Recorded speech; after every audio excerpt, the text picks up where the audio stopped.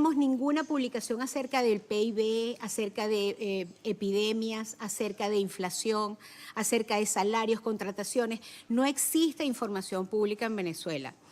Por otro lado, la opacidad está alimentada por la limitación a la libertad de expresión. Los medios han sido controlados, comprados, silenciados o perseguidos. Y hoy tenemos a directores de medios, a periodistas, a tuiteros fuera del país, exilados o en la cárcel o con órdenes de presentación ante la justicia.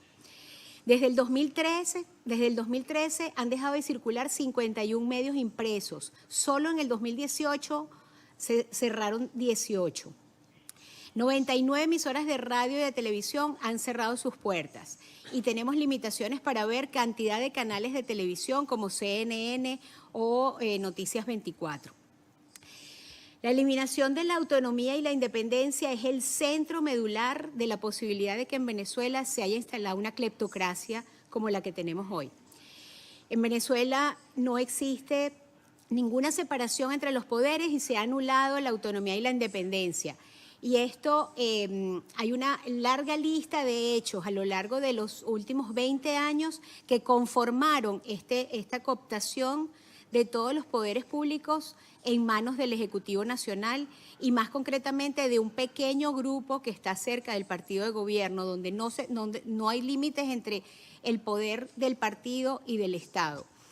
El Tribunal Supremo de Justicia ha sido cómplice activo para legalizar o intentar legalizar no solamente la opacidad, sino el robo del Estado. La eliminación de la autonomía y la independencia tiene como consecuencia una inmensa impunidad. En un estudio que vamos a publicar el mes que viene, en octubre del 2018, que hicimos junto con UNODC, la Organización de Naciones Unidas contra la Delincuencia y el Crimen, el resultado del informe es que los funcionarios venezolanos dedicados a la lucha contra el crimen organizado y la corrupción están indefensos ante el crimen organizado. No tienen ningún sistema de protección, no tienen capacitación, no tienen autonomía para tomar decisiones. Todos los sistemas que deben ocurrir, que deben formarse en leyes, instituciones y sistemas, procedimientos, no existen en el país. Pero a esto se suma, a la falta de check and balance, se suma la presencia en aumento del mundo militar o de un grupo de militares en el Estado, controlando instituciones, controlando centros de producción y controlando el presupuesto nacional. De los 32 ministerios, 11 están dirigidos por militares. De las 23 gobernaciones, 6 son militares. Tenemos militares en embajadas, en la Constituyente, en la Asamblea Nacional, en empresas propiedad del Estado, inclusive y sobre todo en el sector de alimentación. El control de la economía y la producción es otro elemento que caracteriza a la cleptocracia venezolana. Desde el 2003, la regulación de precios y el control de la venta de divisas ha generado el mayor incentivo a la corrupción que se haya conocido en América Latina. Ese control de precios ha permitido que la venta de gasolina sea tan atractiva o quizás más que la venta de drogas en Venezuela. Ya el exministro del presidente Chávez, el señor Giordani, advirtió en el 2013 que más de 20.000 millones de dólares se habían perdido en empresas de maletín a través de la asignación irregular de divisas a precio preferencial. Las importaciones han permitido que se continúe con el gran hueco de la corrupción, no solamente a través de gasolinas y otros bienes minerales, sino a través, sobre todo con la comida y las medicinas últimamente. El control de la economía y la producción pasan a que de las 576 empresas propiedad del Estado que hemos podido identificar, 431 empresas pertenecen al Estado venezolano. De esas 576, 431 se formaron, crearon o expropiaron durante el régimen del presidente Chávez y el gobierno del presidente Maduro. No tenemos mayor información de esas 576 empresas. De hecho, del 60% ni siquiera sabemos quiénes son sus autoridades. Pero podemos decirles que solamente 500 parece estar en operaciones. Sin embargo, de esas 500 en operaciones, no tienen producción. La producción se ha reducido en algunos casos hasta el 10% de lo que producían cuando no estaban expropiadas o cuando pertenecían al sector privado. Por ejemplo, el acero líquido de Sidor cayó 93% desde el 2007 hasta hoy. La bauxita y el aluminio cayó en 94%. Pero además, esas empresas, además de no producir bienes y servicios, no generan impuestos y regalías para el Estado.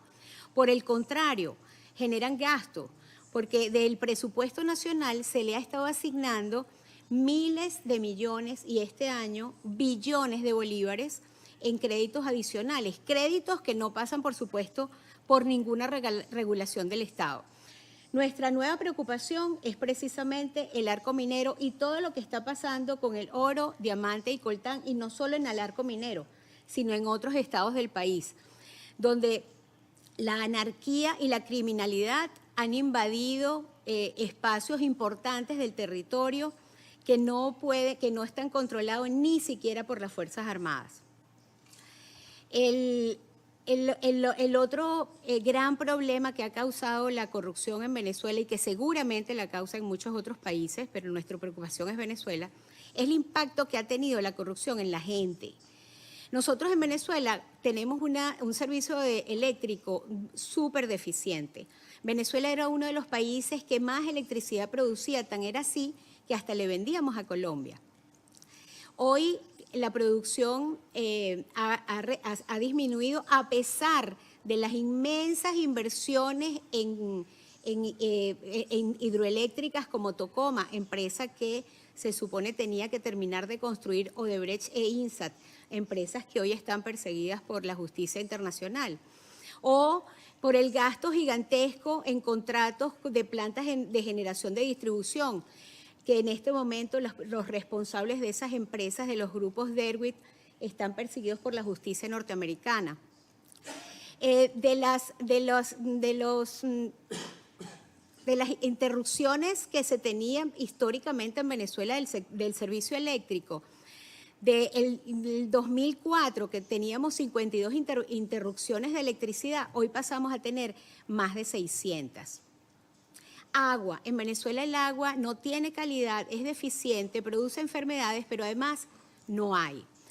La caída de la distribución de la electricidad pasa porque además hemos invertido cuantiosas cantidades de dinero en programas que nunca se implementaron, como el acueducto bolivariano de Falcón o el proyecto TUI 4, precisamente encargado a otra de las empresas del lavado del caso brasilero de Lavallato.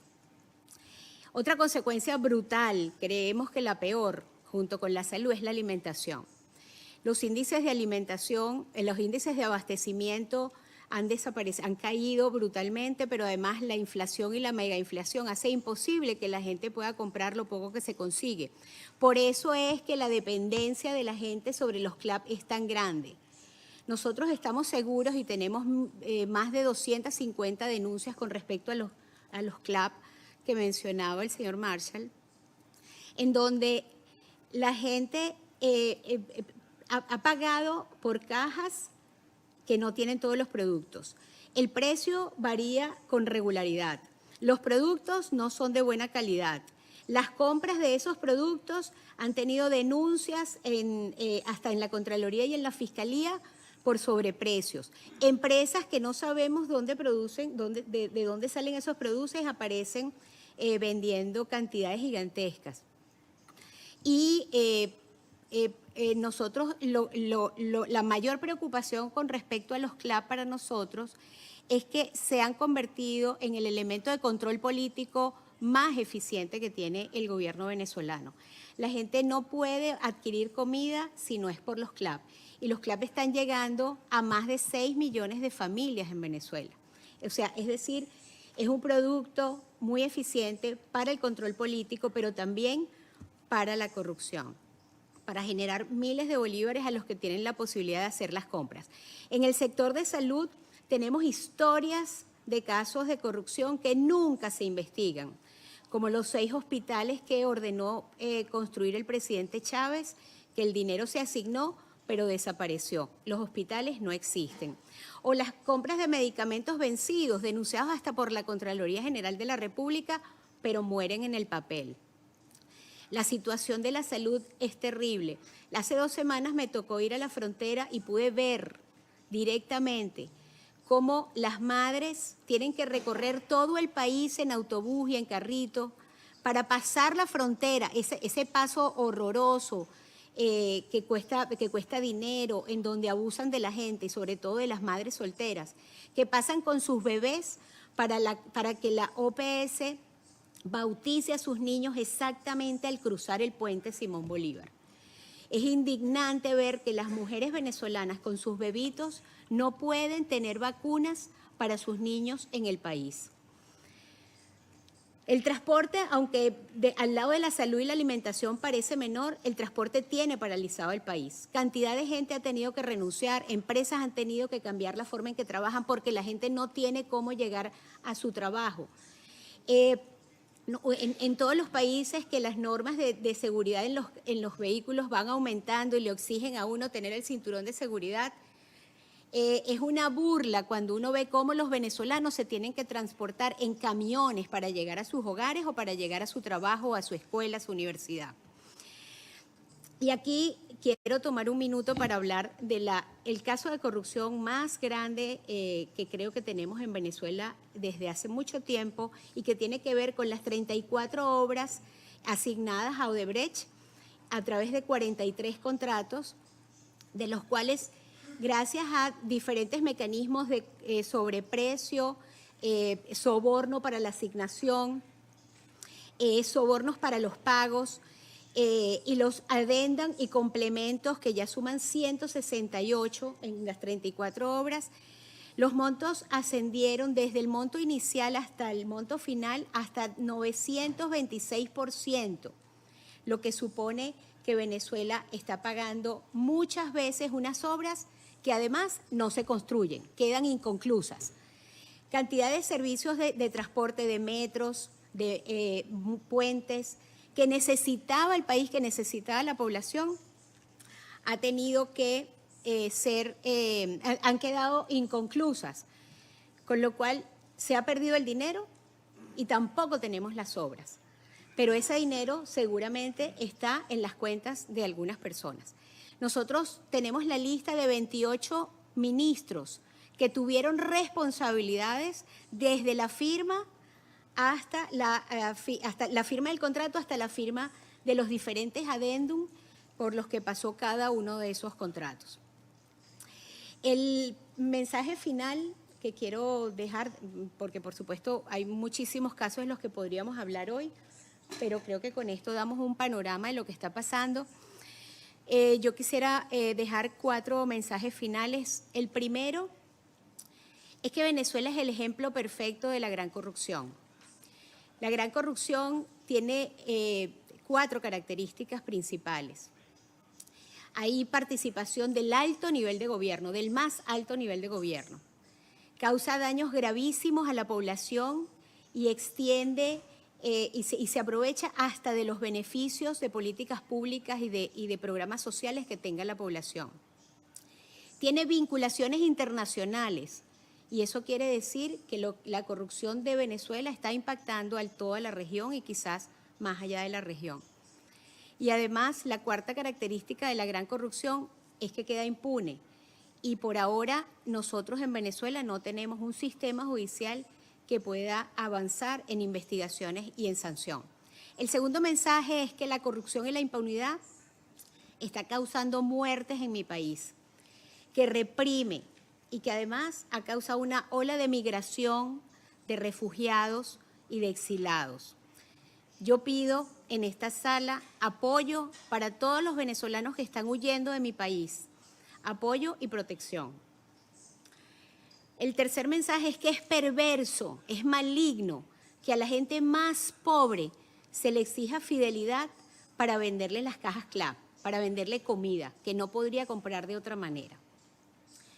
Y el cuarto mensaje es que ningún cambio en la política ni en medios económicos en Venezuela serán suficientes y eficientes para luchar contra la corrupción y alcanzar un grado de desarrollo si no cuentan con un riguroso sistema de protección de lo público. Muchas gracias.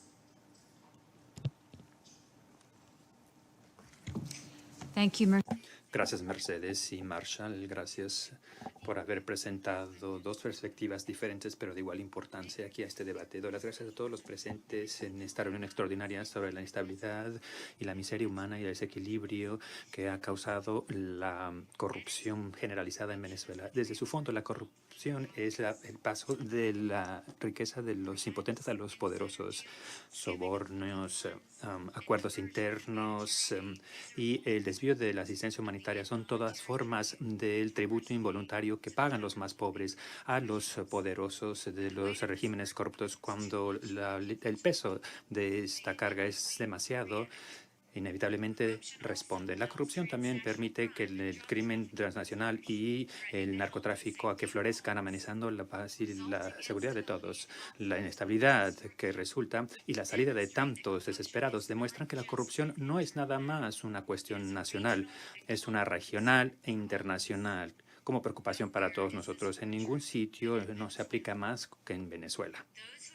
Aquellos que han estado en el puente de Simón Bolívar, que conecta a Venezuela con Colombia, como yo lo he estado, han visto el desfile constante de aquellos que huyen de la pobreza y la opresión de Venezuela. Ven madres y padres que cruzan hacia Colombia para vender sus últimas posesiones para comprar alimentos y medicamentos para los suyos. Se ve a profesionales cuyos salarios se han reducido a nada debido a la inflación, que cruzan a trabajar en empleos mal pagados. Ven a familias enteras cruzando el puente para ir a pedir limosna al otro lado. Y lo que más sorprende cuando ve uno la corriente de humanidad cruzando el puente es cuán innecesario es todo eso. Venezuela solía ser un país rico, con muchos recursos naturales. Algo está muy mal cuando los ciudadanos de un país con mucho petróleo tienen que irse para ir a pedir y mendigar en las calles de Colombia para alimentar a sus hijos. Eso malo es la corrupción del régimen de Maduro. Se trata de una crisis causada por el hombre. Punto.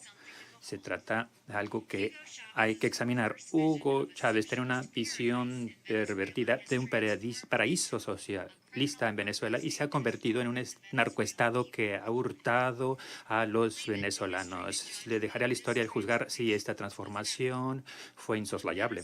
Pero la caída de Venezuela del socialismo ciego a hurtar al pueblo en los últimos decenios es innegable. Primero, la producción nacional de alimentos colapsó bajo las políticas de Chávez y luego de Maduro. Y ahora los líderes de Venezuela están robando del sistema de distribución de alimentos del gobierno que supuestamente establecieron para alimentar al pueblo.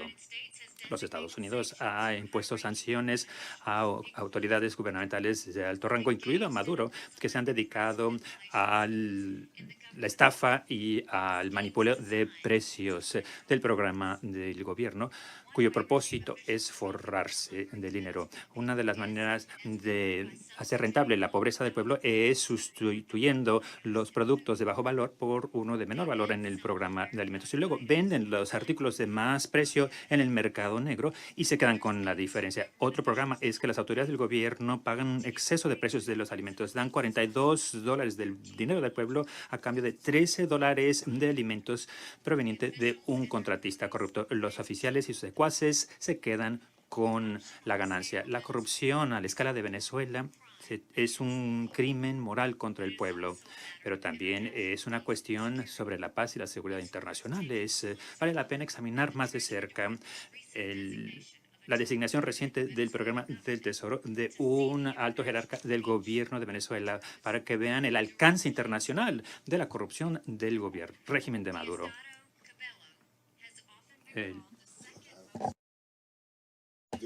Diosdado Cabello ha transitado en los niveles más altos del gobierno de Venezuela y el estamento militar durante 20 años.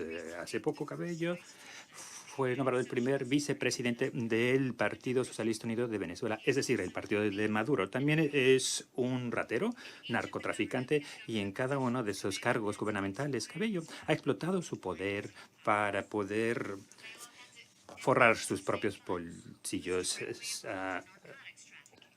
Ha participado en el narcotráfico, llevando cargamento desde Venezuela por la República Dominicana hasta Europa. E incluso Cabello utilizó sus contratos del gobierno para obtener información sobre los venezolanos ricos para ayudarlo a identificar a otros narcotraficantes y luego les robaba los fármacos y eliminaba la competencia de esta manera. Cabello lavó dinero que obtuvo vendiendo drogas y robando del pueblo venezolano mediante el sistema internacional de finanzas. Utilizó empresas maletín en Florida, así como empresas de minería en Venezuela para ocultar su dinero mal habido. Todo ello prestando servicio a la vez en las esferas más altas del gobierno de Venezuela. Y el resultado de la corrupción de las autoridades de Venezuela, como el señor Cabello, es que no solo el pueblo de Venezuela ha sufrido, sino que la seguridad de todo el hemisferio se ha visto afectada. Los venezolanos salen en grandes números del país ejerciendo presión sobre Colombia, Perú, Brasil, Ecuador y otros países que de manera generosa están tratando de ofrecerles protección y refugio. Estas personas desesperadas son susceptibles a la trata y a la explotación laboral. Mientras, problemas hemisféricos como el narcotráfico se ven empeorados debido al gobierno corrupto de Venezuela. El subsecretario general Billingsley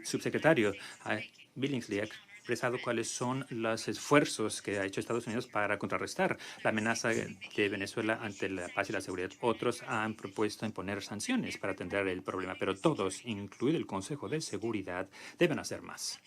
La corrupción no es nada más algo que podamos desestimar como el problema de otro.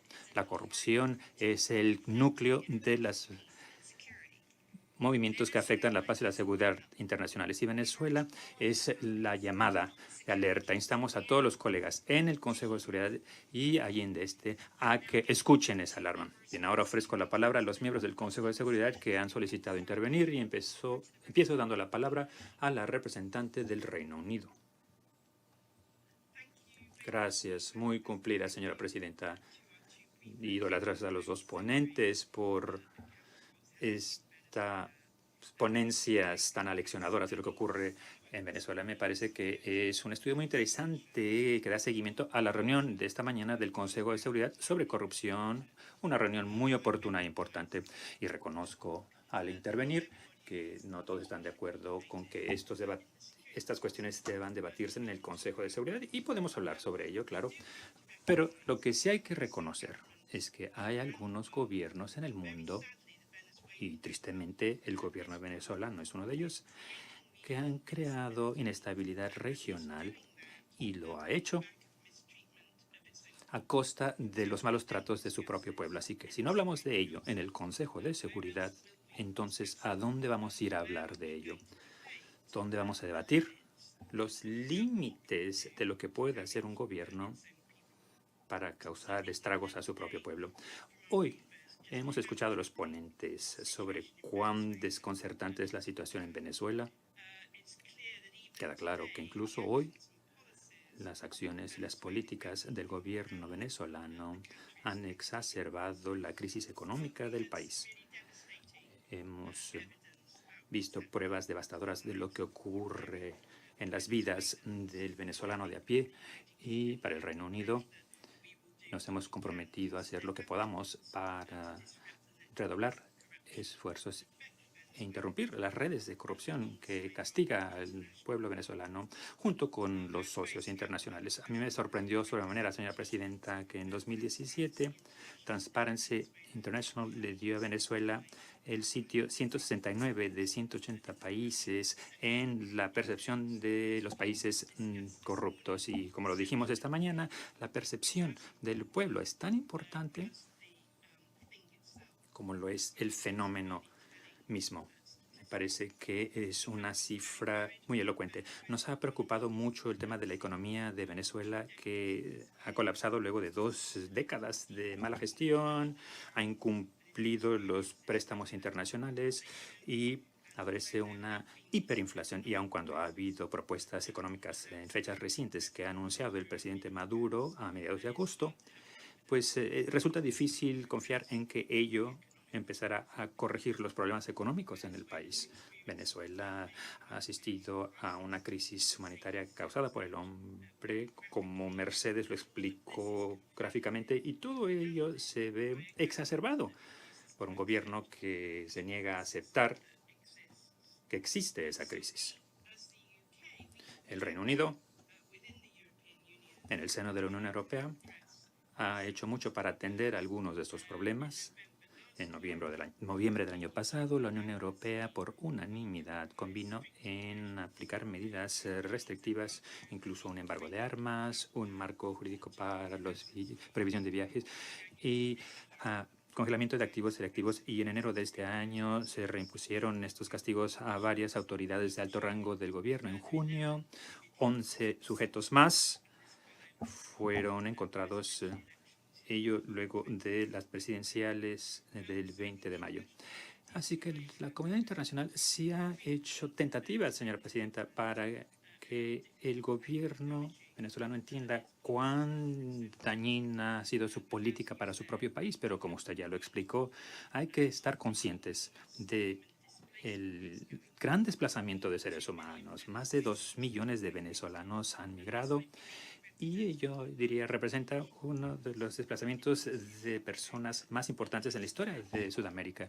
Y se trata de una estadística escalofriante. Los desplazamientos han tenido un impacto regional que no es nada despreciable. Y sí quisiera decir que el Reino Unido está dispuesto a ofrecer asistencia humanitaria, pero no solo son medidas que se le pueden dejar a la comunidad internacional.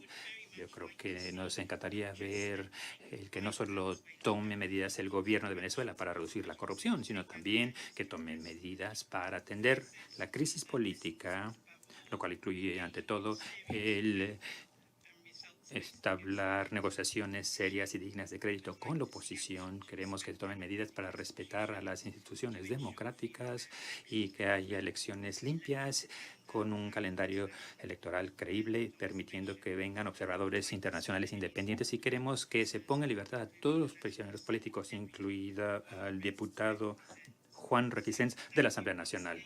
Gracias una vez más, señora presidenta, por haber convocado esta sesión. Estamos dispuestos a ayudar. Sé que los miembros de la comunidad internacional también harían lo mismo. Gracias. La presidenta, de las gracias a la representante del Reino Unido. Y ahora ofrezco la palabra a la representación de Francia. Merci. Merci, Madame la Présidente. Gracias, señora presidenta. Y agradezco a los dos ponentes, agradezco las ponencias sobre la situación en Venezuela. Y además del tema de la corrupción, que han descrito con precisión, también quisiera retomar el tema de la crisis venezolana en su totalidad y las medidas urgentes que hay que adoptar para corregirla. Venezuela asiste a una auténtica tragedia.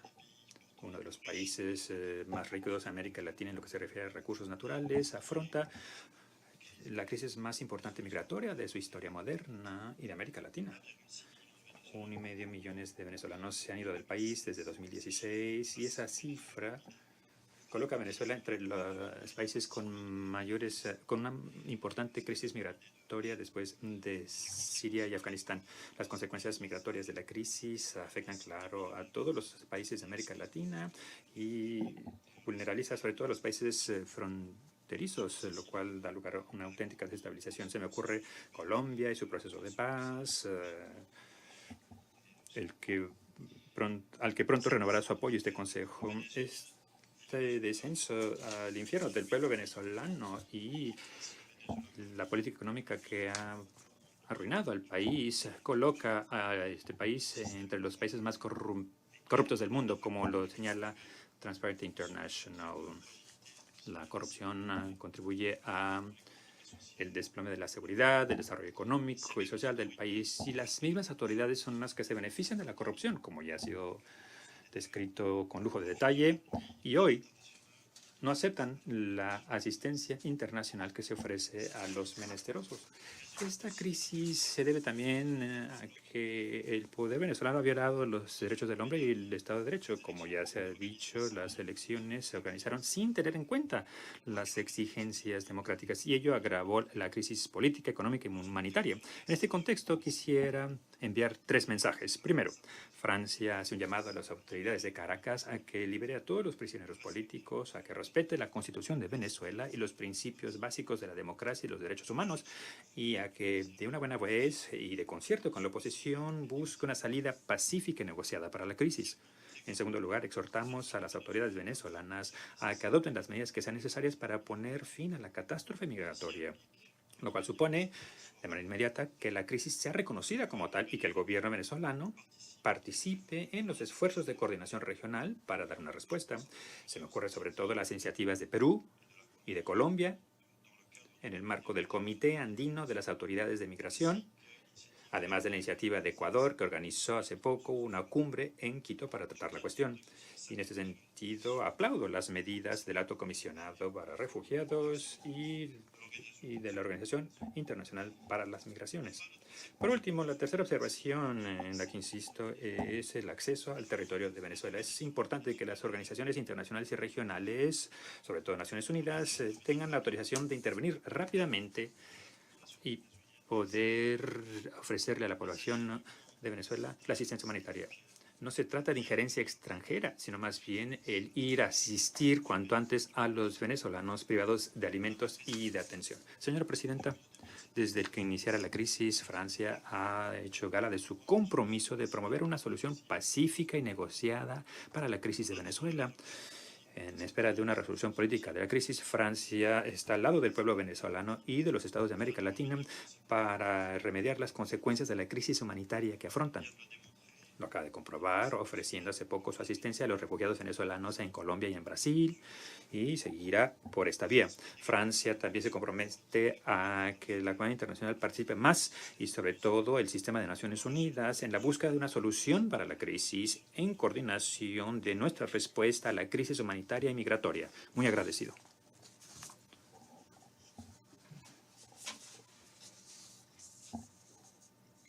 La presidenta, doy las gracias al representante de Francia y ahora ofrezco la palabra al representante de Côte d'Ivoire. Gracias, señora presidenta. Señora presidenta, mi delegación da las gracias a la presidencia estadounidense de nuestro Consejo por su iniciativa de convocar esta reunión formularia sobre el tema del vínculo entre corrupción y la crisis en Venezuela. Mi delegación felicita al señor Billingsley y a la señora Mercedes de Freitas. Agradecemos sus presentaciones. Señora presidenta, es triste constatar que centenas de miles de personas con unos cuantos enseres personales han dejado Venezuela, que está en una crisis grave y que llama a la acción a la comunidad internacional. Así es que se justifica la participación de mi delegación en esta reunión que versa sobre la crisis de Venezuela, cuyas consecuencias humanitarias y drásticas afectan la seguridad y las economías de los países en la región. Señora presidenta, la parálisis política, institucional, económica y social en que se encuentra hoy por hoy Venezuela es fuente de preocupación importante.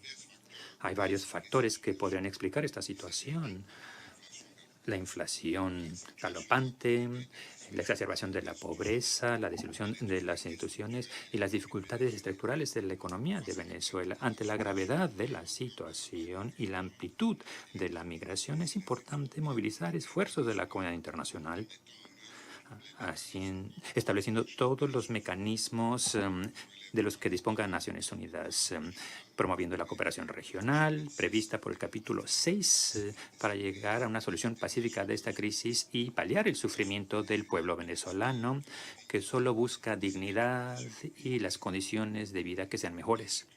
Dado este contexto, Naciones Unidas debe desempeñar un papel primordial y apoyar los esfuerzos de la subregión, promoviendo la diplomacia preventiva, la solidaridad internacional y la puesta en marcha de los papeles de las instituciones regionales y locales es indispensable. Es más, es imperativo respetar los derechos humanos y el derecho humanitario internacional en Venezuela. Mi país exhorta a las autoridades de ese país a redoblar esfuerzos, permitiendo que llegue la asistencia humanitaria a la población desesperada. Señora Presidenta, la solución de la crisis venezolana exige necesariamente identificar y analizar sus causas de origen para poder dar respuestas adecuadas. La corrupción puede ser una fuente de conflicto social y político. Mi delegación invita a las autoridades de Venezuela a que presten atención especial a este fenómeno, reforzando sus leyes sobre este fenómeno. Mi país, para concluir, señora Presidenta, mi país exhorta a las distintas partes a entablar un diálogo nacional inclusivo para buscar una solución de consenso y pacífica para la crisis política y socioeconómica y garantizar la estabilidad sostenible en aras del pueblo de Venezuela. Gracias. La presidenta, doy las gracias al representante de Côte d'Ivoire y ahora ofrezco la palabra a la representación de Kuwait. Gracias, señora presidenta. Ante todo, gracias a la delegación de Estados Unidos por organizar esta reunión. Gracias a todos los ponentes, el señor Marshall y la señora Mercedes de Freitas. La Carta de las Naciones Unidas establece una serie de herramientas para abordar las crisis en sus fases tempranas. Podrían ser suficientes para impedir las crisis y la inestabilidad. La diplomacia preventiva es una de las prioridades de Kuwait en su gestión en el Consejo de Seguridad. Estamos convencidos de que responder a la crisis en una fase temprana puede prevenir enormes pérdidas humanas y económicas. El Estado de Kuwait también apuesta por la diplomacia preventiva para abordar las crisis en su fase temprana si hay señal de que puedan constituir una amenaza para la paz y la seguridad internacional. También dependemos de las organizaciones regionales y subregionales para abordar los problemas regionales antes de que se agraven, siempre que sus actividades respondan a lo establecido en la Carta y en las prácticas de las Naciones Unidas. Hemos seguido con atención los acontecimientos en Venezuela y su repercusión en materia de seguridad y en el aspecto humanitario. Pedimos a todas las partes que respondan al derecho internacional humanitario y los derechos humanos. Exhortamos a abordar estos problemas a través del diálogo y con una cooperación constructiva, expresando la buena voluntad para impedir un deterioro que pueda tener consecuencias para la región, teniendo en cuenta los intereses del país y de su pueblo. Pedimos a Venezuela que aumente la cooperación con las Naciones Unidas y sus distintos órganos que trabajan en el sector de salud y en otros sectores vitales para promover y fomentar y mejorar la situación humanitaria.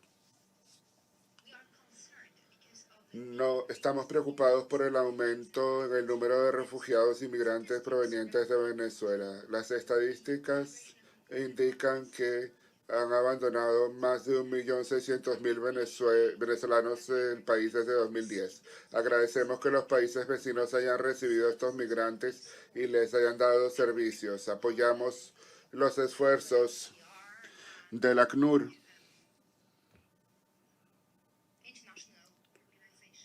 y de la Organización Internacional para las Migraciones, así como los países anfitriones por el apoyo dado.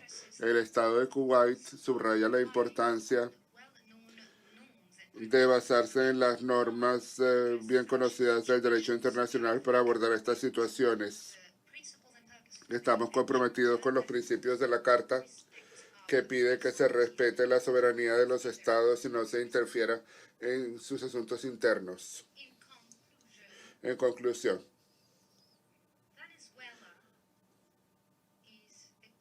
Venezuela es un país con el que tenemos muy buenas relaciones y esperamos que esta situación no empeore y lleve a una mayor desestabilización o violencia. Esperamos que Venezuela pueda superar esta situación, trayendo así mayor paz y estabilidad, lo cual contribuirá a la seguridad y prosperidad del país. Gracias. Gracias al representante de Kuwait. Tiene ahora la palabra el representante de Polonia. Gracias, señora presidenta. Gracias a los ponentes, a la señora de Freitas y el señor Marshall por sus ponencias. Señora presidenta, este debate, así como la reunión de esta mañana, refleja que la comunidad internacional cada vez está más consciente del impacto negativo e incluso a veces desastroso que puede tener la corrupción generalizada y sistemática, no solo para la paz y la seguridad, sino sobre todo los pilares de las Naciones Unidas. La corrupción está generalizada y esto perjudica el desarrollo, viola los derechos humanos y constituye una amenaza para la paz y la seguridad regional. Esto demuestra cómo todos los pilares de las Naciones Unidas están vinculados y cómo una crisis en un pilar puede llevar a una crisis en otro pilar. Y por último, esto lleva a perjudicar la paz y la seguridad. Pensamos que es muy oportuno discutir el vínculo entre la corrupción y la seguridad y discutir hoy el caso de Venezuela. El caso de Venezuela es el mejor ejemplo de cómo la corrupción causa una erosión del sistema estatal y puede tener un impacto destructivo sobre la paz y la seguridad regional. Muchas gracias por convocar esta reunión. Señora presidenta, esta mañana hablamos de la corrupción como una amenaza para la paz y la seguridad. Del mismo modo, en el caso de Venezuela, tenemos un ejemplo patente de cómo este fenómeno generalizado puede afectar un país, cómo puede afectar su funcionamiento a varios niveles. Recordemos que estamos considerando el caso de un país que una vez fue un país estable y próspero, un campeón en la región, un país muy rico. Es por ello que Polonia expresa su profunda preocupación por la situación política, social y humanitaria actual de Venezuela. La situación económica causa una crisis humanitaria. Un 90% de la población venezolana vive por debajo del límite de la pobreza y enfrenta una desnutrición. La delincuencia ha aumentado, los niveles de homicidio y asalto con armas también. Como dijo la señora de Freitas,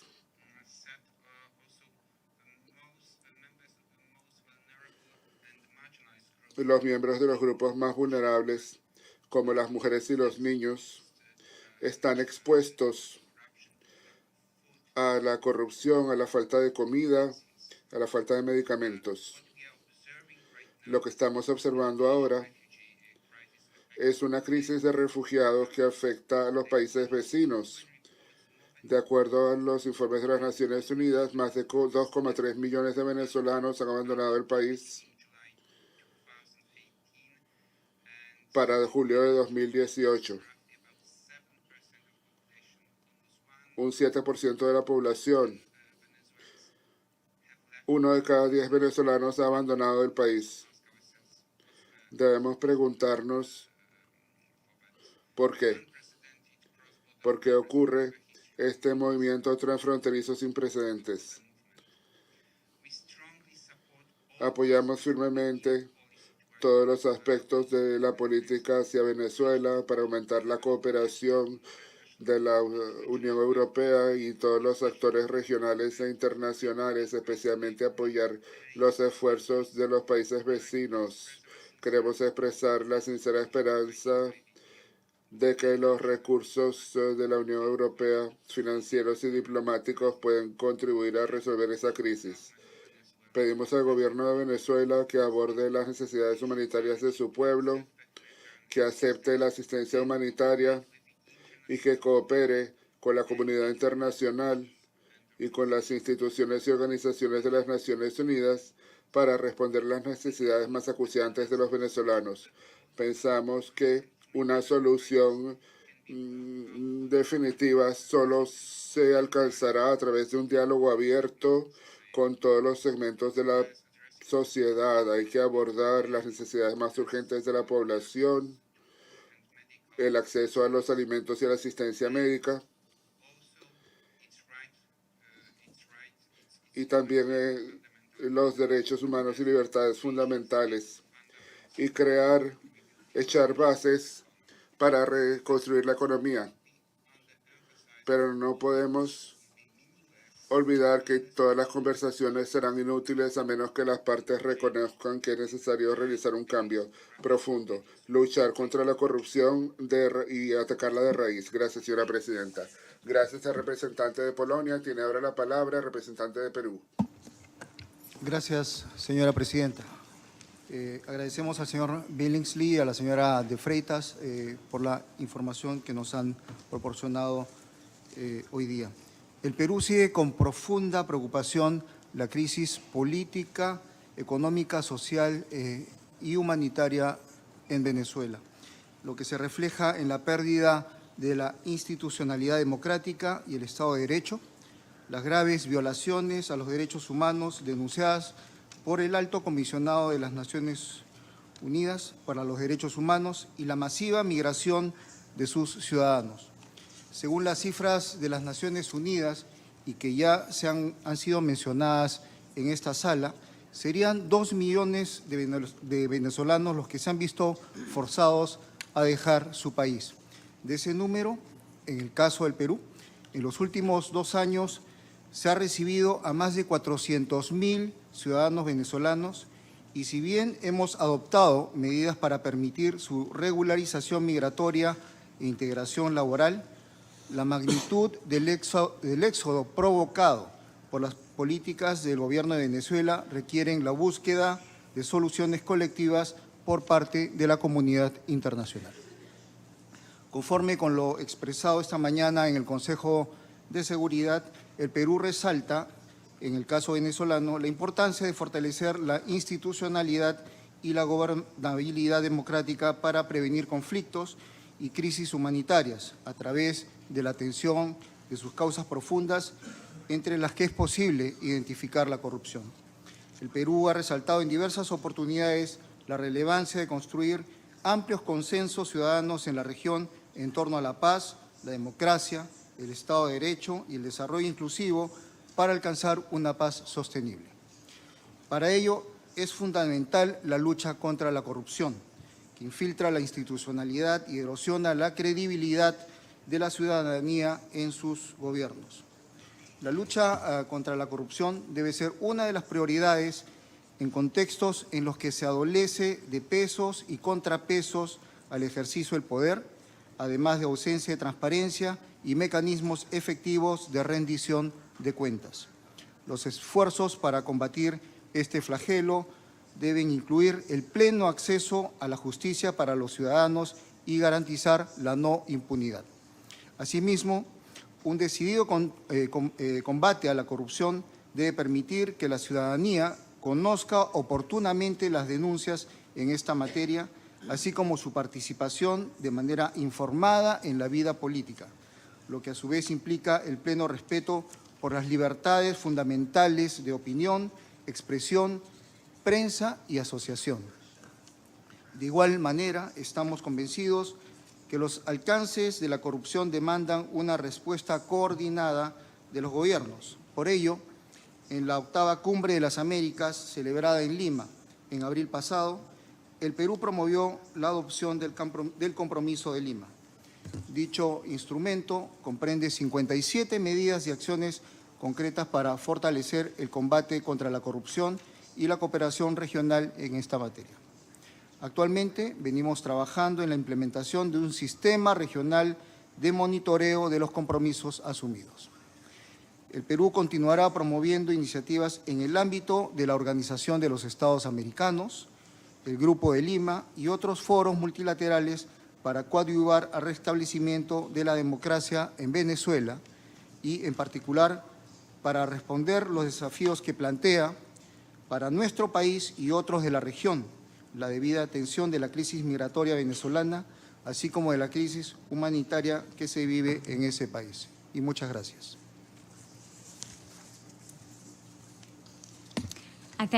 Gracias al representante de Perú. Tiene ahora la palabra el representante de Países Bajos.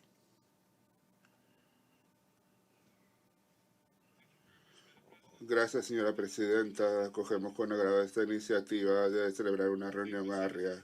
Gracias a la señora Mercedes de Freitas y al señor Billingsley por sus ponencias. Señora, esta reunión es muy importante para Venezuela. Es el vecino geográfico más grande del reino de Países Bajos. Nuestros territorios autónomos, Aruba y Curazao, así como la municipalidad de Bonaire, están a decenas de kilómetros de la costa de Venezuela. Lo que pasa en Venezuela nos afecta directamente. Por ello es muy importante tener una buena relación con Venezuela y su pueblo. Compartimos su historia, cultura, nuestras economías están entrelazadas y nos sentimos conectados y somos amigos. Por ello es que hablamos como un socio muy preocupado por la situación en Venezuela y por ello hemos planteado nuestras inquietudes directamente al gobierno venezolano. Queremos abordar 3 cuestiones. Primero, el Estado de Derecho. Segundo, la situación humanitaria. Tercero, la necesidad urgente de una solución. En cuanto al Estado de Derecho y los derechos humanos, pensamos que hace falta un Estado de Derecho para que haya estabilidad y confianza en el gobierno. Por ello nos preocupa mucho la situación actual. El Estado de Derecho en Venezuela y la separación de los poderes están amenazados. Esto crea un entorno en el que las violaciones de derechos humanos quedan impunes. La cuestión de la corrupción también afecta la situación. Hay muchas crisis que son muy preocupantes para nosotros. Organizaciones como la OEA, el ACNUR y Amnistía Internacional se han expresado en forma muy clara sobre la crisis. El Reino de los Países Bajos y la Unión Europea han expresado su inquietud por la falta de libertad de expresión y el uso de exceso de violencia y la falta de una justicia independiente. Esto me lleva a mi segundo punto. La situación humanitaria tiene un impacto en la región. La crisis económica cada vez más grave y la hiperinflación causan escasez de alimentos y medicamentos que tienen enormes consecuencias para el pueblo venezolano. Y una crisis humanitaria. Es importante que Venezuela lo reconozca y reconozca la gravedad de las necesidades humanitarias. En nuestra opinión, el gobierno debe cooperar con las iniciativas regionales y organizaciones internacionales y debe permitir que las Naciones Unidas, la OEA y la Unión Europea den asistencia al pueblo venezolano. Los venezolanos buscan un futuro mejor, incluyendo los países vecinos, los países caribeños y del reino lo sienten. Tenemos que abordar también el tema de la migración. Esto me lleva a mi tercer punto, la necesidad urgente de una solución. La clave para poner fin a la crisis está en manos del gobierno venezolano. Pedimos que se reanuden las negociaciones con todos los actores y los países de la región. Ese fue mi mensaje el viernes cuando hablé con el colega de Venezuela. Solo podemos avanzar a través de un diálogo abierto para alcanzar negociaciones constructivas. En conclusión, señora presidenta, reiteramos que es necesario que haya instituciones independientes y democráticamente electas y que se cumpla el Estado de Derecho. Condenamos las violaciones de derechos humanos. Pedimos a las autoridades venezolanas que respondan a las necesidades humanitarias de su pueblo con urgencia. El Reino de Países Bajos apoya soluciones regionales para esta crisis multidimensional. Continuaremos trabajando con todos los interesados, incluyendo el gobierno de Venezuela, para tratar de contribuir. Estamos listos a ayudar cuando sea posible para alcanzar una solución pacífica y estable para el pueblo de Venezuela. Gracias, señora presidenta. Gracias al representante de Países Bajos. Tiene ahora la palabra el representante de Suecia. Gracias, señora presidenta. En primer lugar, doy las gracias a los ponentes por compartir esta información tan detallada con nosotros. La situación en Venezuela es muy inquietante y las consecuencias para la región son considerables. Venezuela necesita una solución pacífica y negociada a esta situación. Las Naciones Unidas deben estar listas para apoyar todos los esfuerzos constructivos para resolver la crisis, incluyendo los esfuerzos regionales en el marco de la diplomacia preventiva. La clave para poner fin a la crisis está en el país. Pedimos al gobierno y a la oposición que dialoguen constructivamente, ya que esta es la única forma de abordar esta crisis y responder a las necesidades urgentes del pueblo venezolano.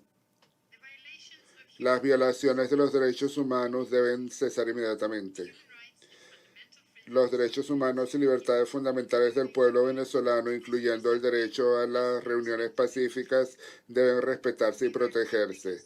Nos inquieta